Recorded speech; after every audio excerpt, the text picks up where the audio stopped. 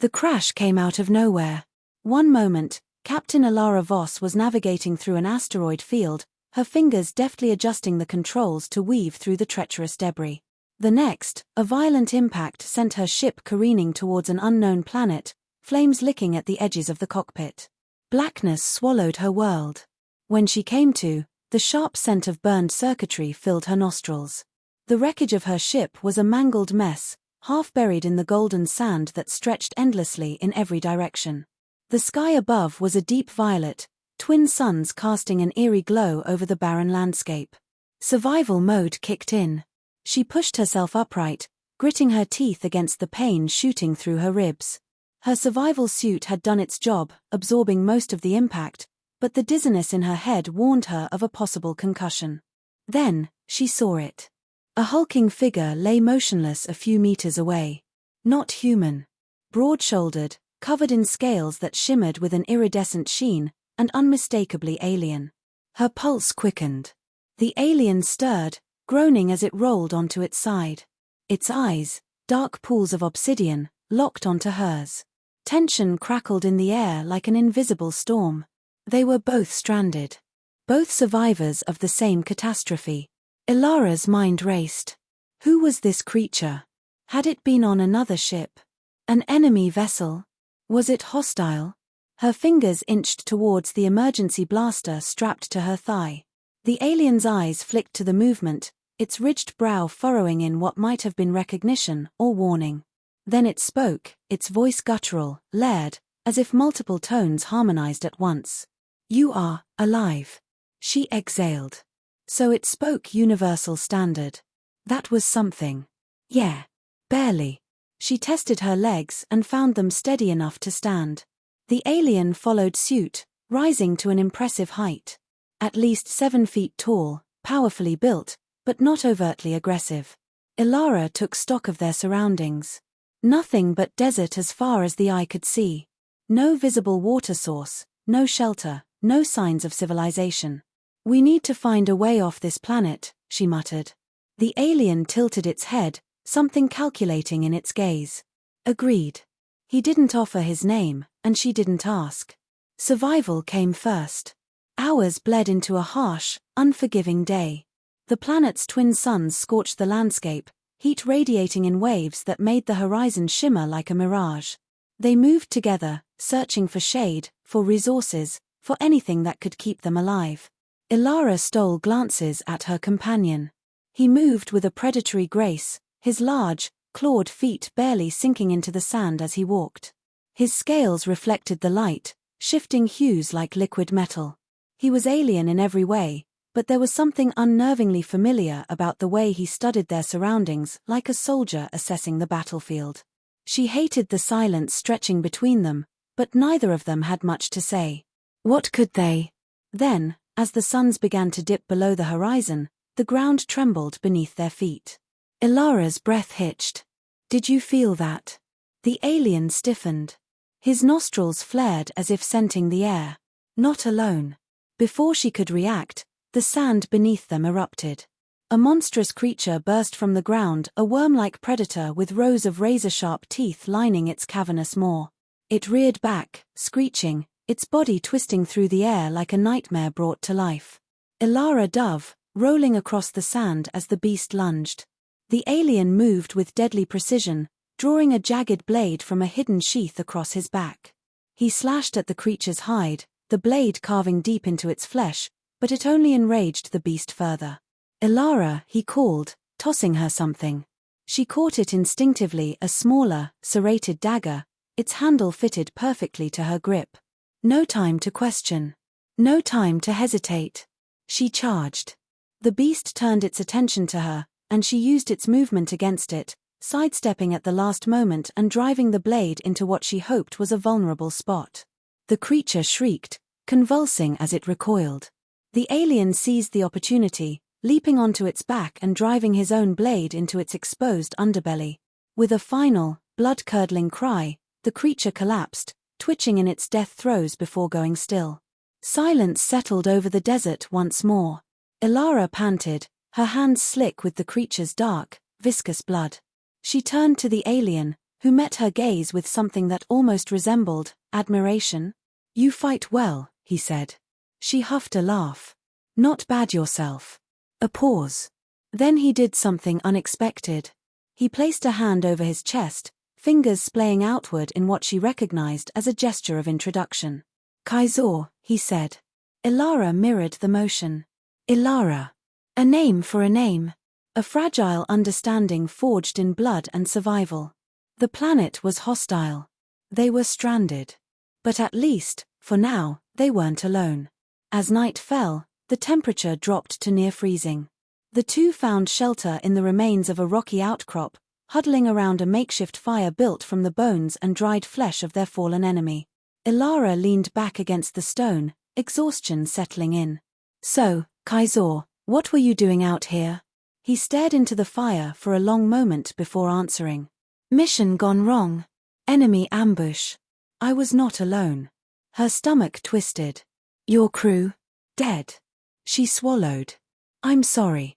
Kaizor's gaze flicked to her, studying her again with that unreadable intensity. "And you?" "Supply run.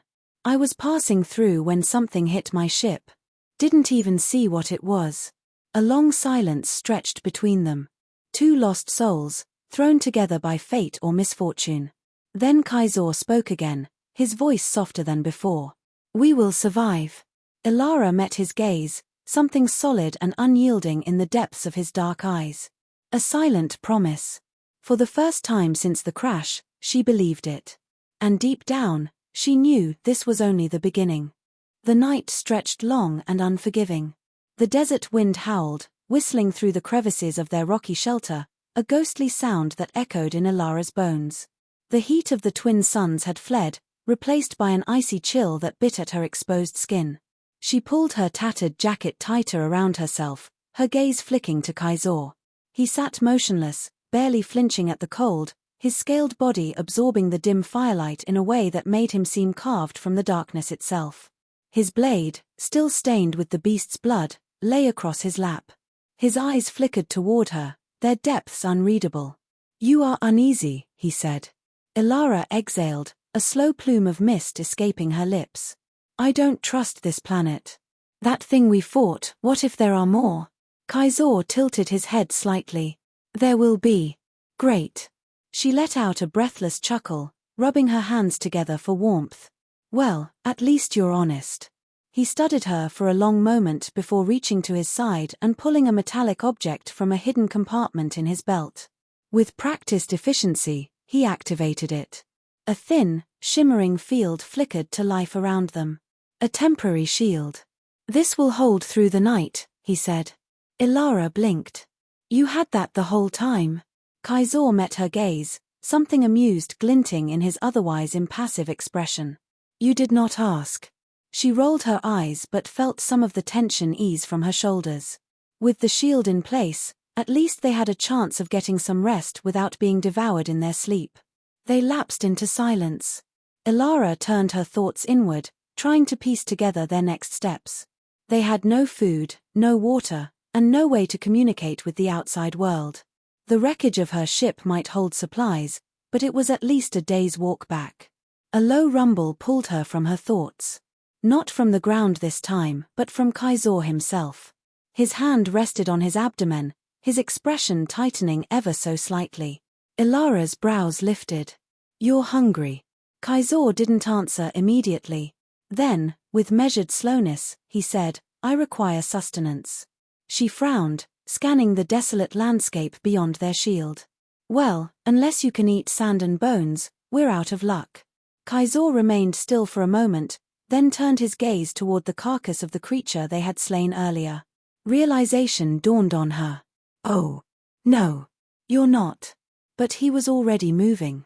With a swift motion, he tore a strip of flesh from the beast's remains, his claws slicing through the sinew with disturbing ease. He inspected the meat, then, without hesitation, brought it to his mouth. Elara gagged. "You're actually eating that?" Kaizor chewed methodically. "You should as well." She recoiled. "Nope. Not happening." He paused mid-chew, looking at her as though she were the strange one. "Your body requires sustenance." You will not last long without it. Elara shook her head, pressing a hand to her stomach. I'll take my chances with starvation. Kaizor made a low sound in his throat, something like a cross between amusement and disapproval. Your kind is fragile.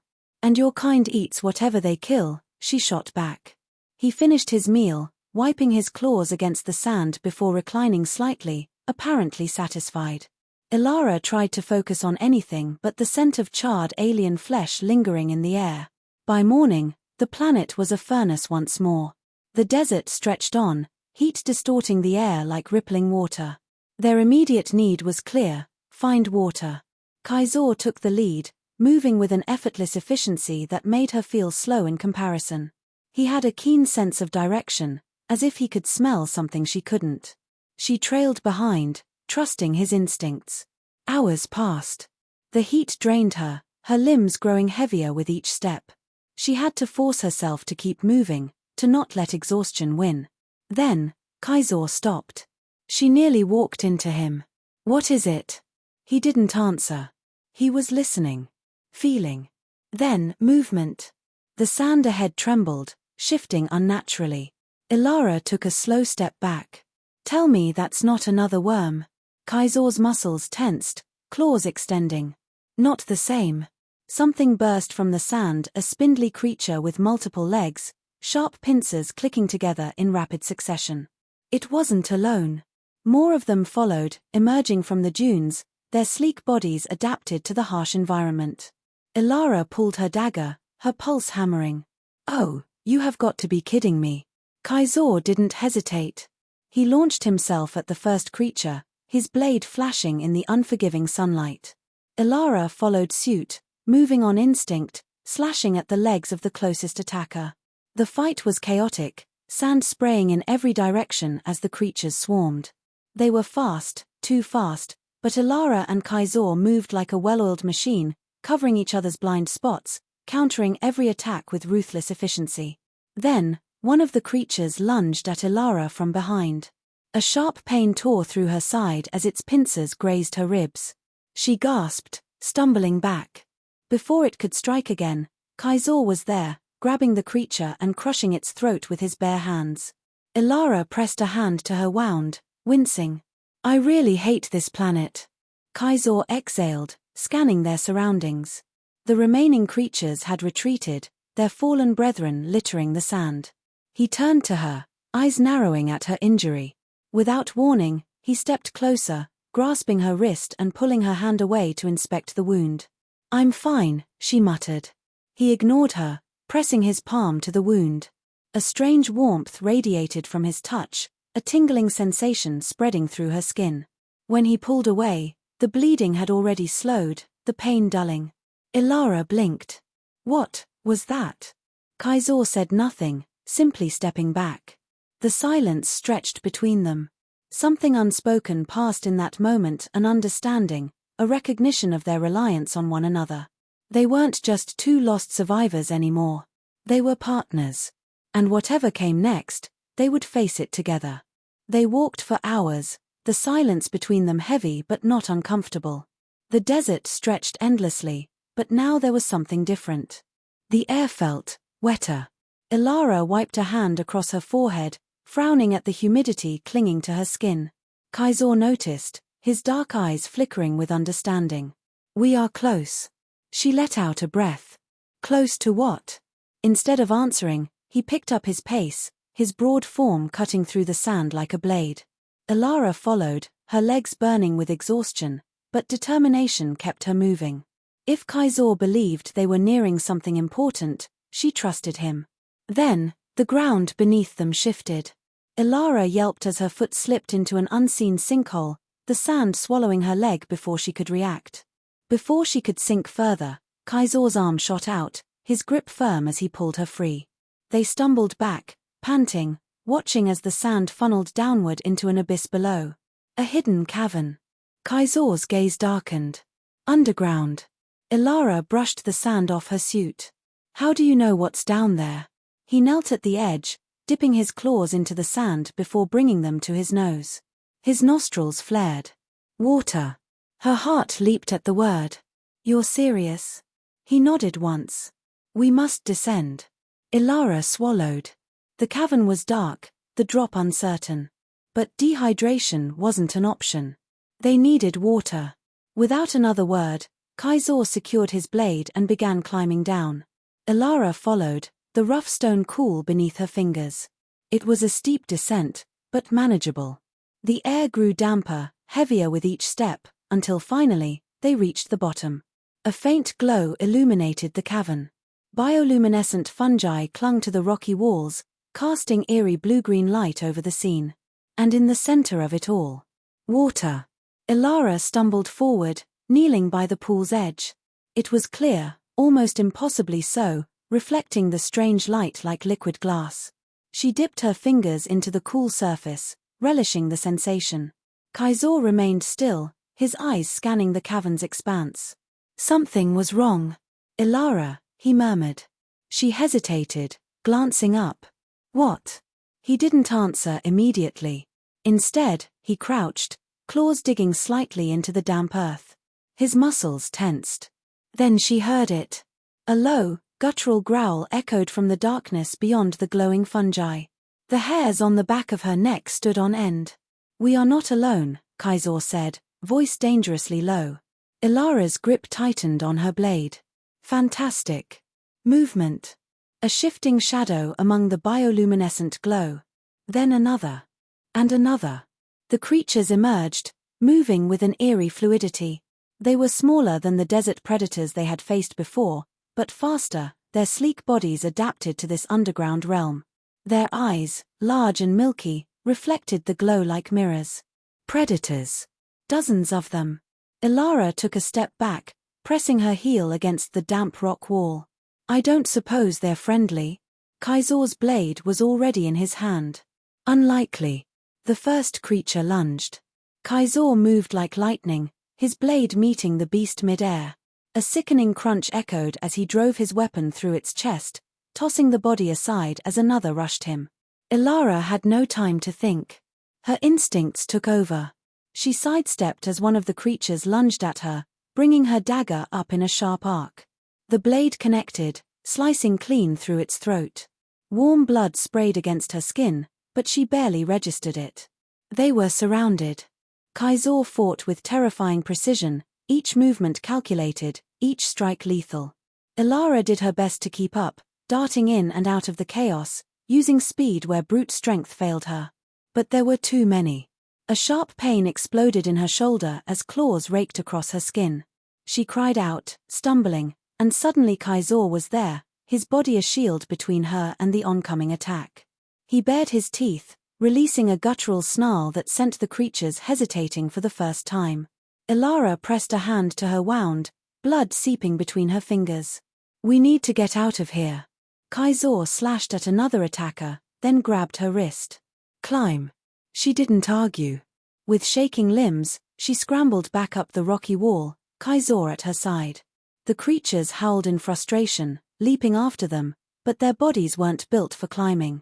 They fell back, snapping their jaws in fury. As they reached the top, Kaizor dragged her over the edge. They collapsed onto the hot sand, panting, bodies slick with sweat and blood. For a long moment, neither of them spoke. Then, Elara let out a breathless, shaky laugh. Well, that was awful. Kaizor huffed in what might have been amusement. Agreed. She turned her head toward him, her vision blurry from exhaustion. We have water, at least. He nodded. But we are not safe. She knew he was right. They weren't just stranded anymore. They were hunted.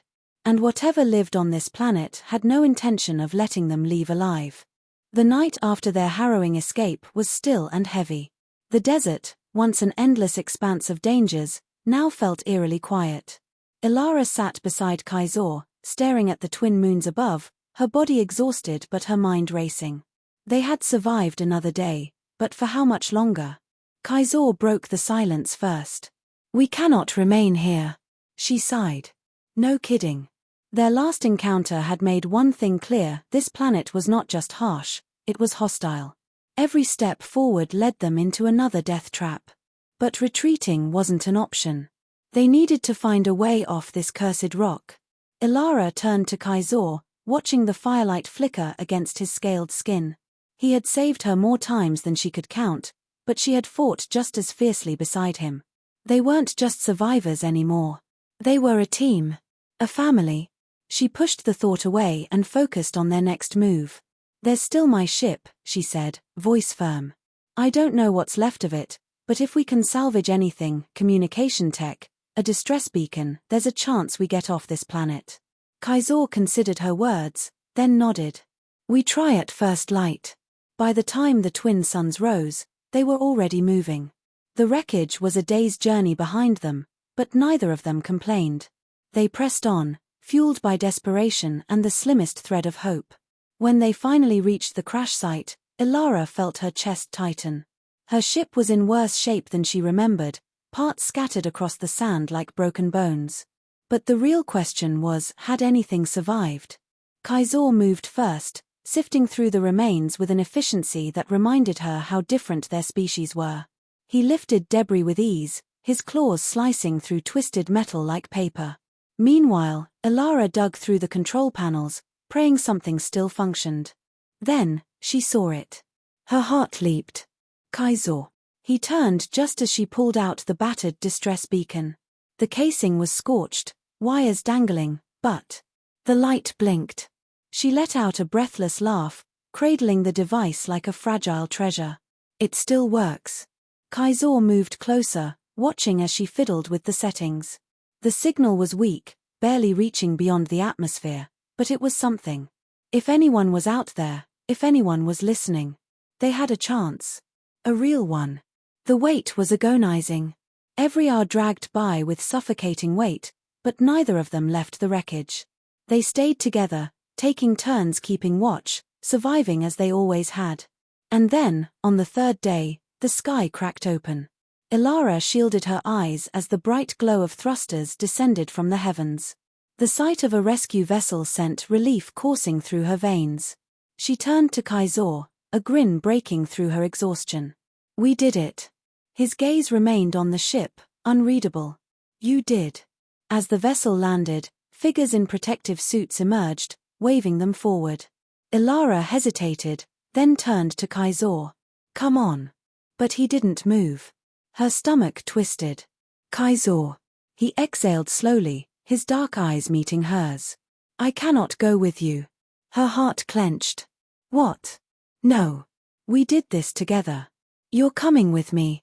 But Kaizor shook his head. "Your people would not accept me. My kind are hunted across the galaxy. If I board that ship, I will be caged or worse." "No," she said, voice breaking. "I won't let that happen." He reached out, gently touching her shoulder. "You saved me, Elara. And I saved you. That is enough." Tears burned in her eyes. "It's not." The rescue team was shouting now, urging her forward. The moment was slipping through her fingers. Kaizor stepped back. "Go. Live." Elara stared at him, wanting to fight, to scream, but deep down, she knew he was right. The universe wasn't ready for someone like him. But one day, maybe it would be. With a final, shaky breath, she turned and ran toward the ship, her chest aching with every step. The ramp closed behind her, sealing her away from the only person who had truly understood her. As the ship lifted off, she watched through the window, her heart breaking as Kaizor faded into the vast desert below. Years passed, but she never forgot. She became a voice for change, telling their story, fighting for unity between species. And though she never saw Kaizor again, she knew he was out there, surviving, thriving, waiting for the day the universe would welcome him as she had. Maybe they would meet again. Maybe, one day, the stars would reunite them. Until then, she carried their story in her heart, a tale of survival, of friendship, and of love beyond borders. Moral of the story: true bonds transcend species, circumstance, and even time. Sometimes, love means letting go. And sometimes, the greatest act of survival isn't just staying alive, it's making the world better for those who come after.